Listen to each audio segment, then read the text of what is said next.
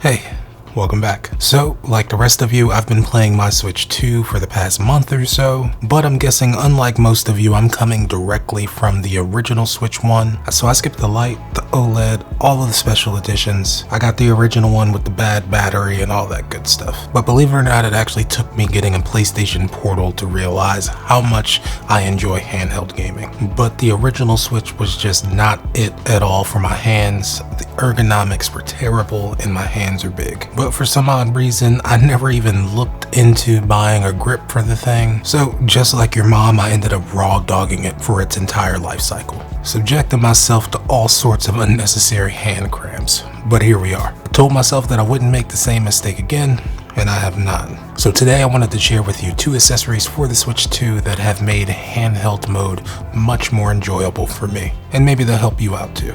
But let's start with the Neo Grip from Savage Raven.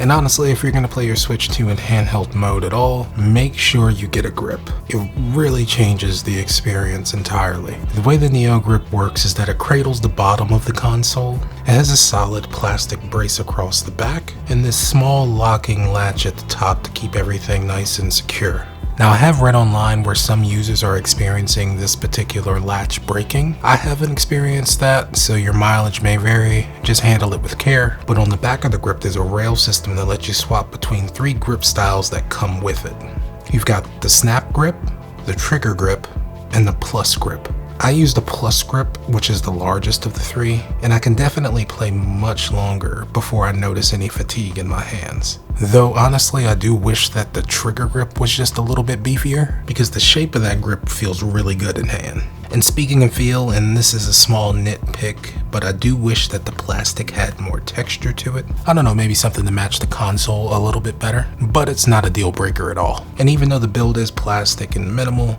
it does feel solid enough where I'm not really worried about breaking it.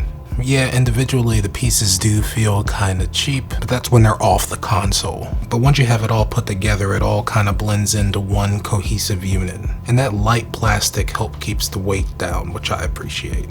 Now, protection wise, the grip is pretty minimal. You're really not gonna get any impact protection here, but that's kind of the trade-off because this thing is completely dockable and you can still use the kickstand without an issue if that's your thing. So if you wanted to leave your Switch in this thing full time, which I do, you totally can. However, the downside is you can't remove the Joy-Cons without taking the grip off. And for me personally, that's fine. I don't really see myself using mouse mode, and when it's docked, I use the Pro controller anyway. But I will admit that I do really miss the act of fidgeting with that Joy-Con release trigger, especially during cutscenes and load screens. It's really satisfying to play with. So yeah, I might still end up grabbing a D-brand kill switch. We'll see.